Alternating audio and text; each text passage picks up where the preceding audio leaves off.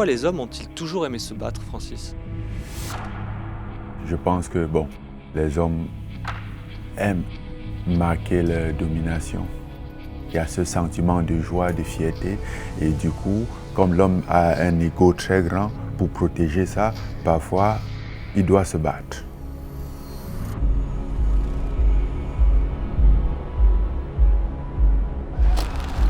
Il semblerait qu'on ait toujours voulu mixer boxe et lutte de tout temps, depuis l'Égypte ancienne, la Grèce ou Rome, et on l'a dans le pancrace antique.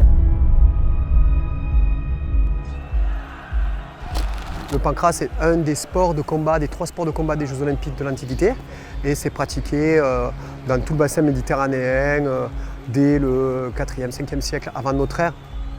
Pancrace veut dire combat total, combat tout puissant.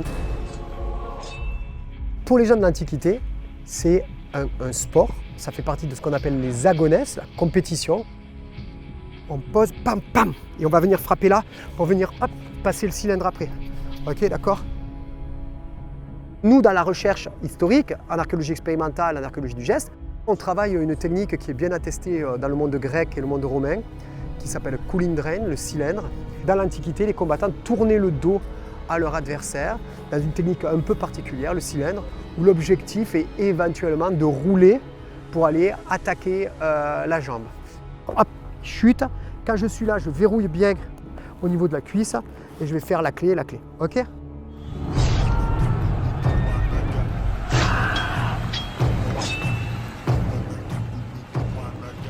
Mécaniquement, notre corps est le même que celui d'il y a 2000 ans. On a le coude au même endroit, le genou au même endroit, et donc les clés articulaires notamment se font de la même manière. La façon de faire chuter se fait de la même manière. Proto-MMA, j'aime bien le terme. Il y a des choses communes entre le MMA et le pancrace. Philostrate disait du pancrace que c'était l'union d'une boxe et d'une lutte imparfaite. Et donc, le MMA, art martial mixte, est, on peut dire, l'union de boxe au pluriel et de lutte au pluriel imparfaite. En fait, on boxe et on lutte dans le pancrace, mais pas de façon complète. Bien souple sur les bras, ok, on va envoyer le coup de pied direct et on revient se remettre stable. On monte bien le genou, boum. Évidemment, déjà à l'époque grecque, on a des pancratias stars, comme Théagène de Tassos par exemple. Il y a le fait sacré, le fait religieux qui rentre en compte. On disait que seuls les dieux pouvaient arriver à faire ça, c'est pas possible, boxer et lutter en même temps. Donc ceux qui gagnent à Olympie sont considérés comme des dieux vivants, quasiment. Le pancrace fait partie des sports qui vont, sur la fin de l'Empire romain, être préférés, par exemple, à la lutte. Je me mets en position, boum, et quand je vois avancer vers moi, boum, j'envoie. En 1200 ans, si on prend juste l'amplitude des Jeux Olympiques, on va avoir un changement complet de paradigme entre, pour les Grecs, à l'origine uniquement des hommes citoyens de la haute aristocratie. Ils n'ont pas besoin de gagner de l'argent pour ça, et donc c'est que le prestige, on va dire, la couronne.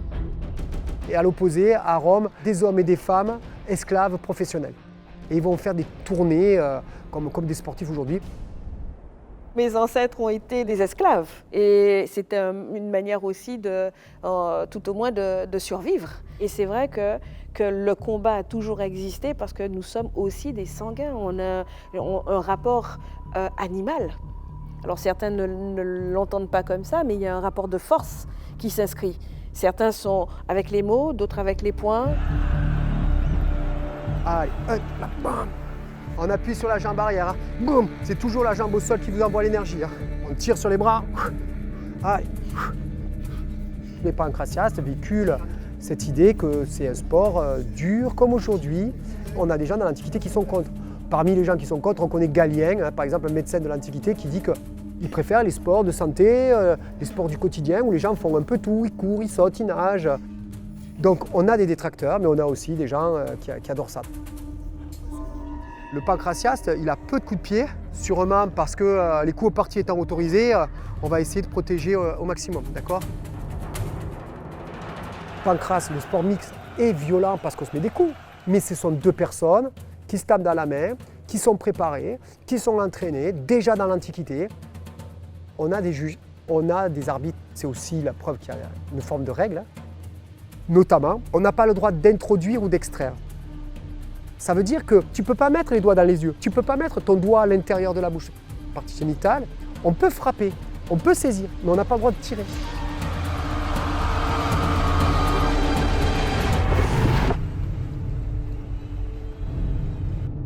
Il y a une statue d'un pancratiaste et c'est très intéressant son point. Il est fermé comme ça, les doigts sont à plat ici comme ça et le pouce est par-dessus ici, comme ça, fermé.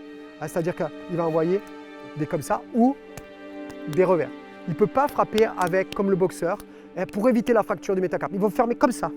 Et cette main, elle doit être forte pour frapper et souple pour attraper. Et après, une fois qu'elle a attrapé, elle est ferme sur la saisie. Donc, vous voyez, ça va être compliqué. Si tu mets des imantes, tu ne peux plus grapper. Ce n'est pas un ancêtre du MMA au sens, ce n'est pas le grand-père ou l'arrière-grand-père du MMA. Parce qu'il n'y a pas de filiation directe historique, puisque en 393, les Jeux olympiques antiques s'arrêtent. Il n'y a plus de pratiques sportives de ce type-là. Pendant plusieurs siècles, il ne va plus y en avoir et puis on va recréer des pratiques sportives plus tard. Aujourd'hui, avec le MMA, on a cette évolution contemporaine de cette idée humaine de vouloir à la fois boxer, lutter en même temps, retrouver ça, cette force,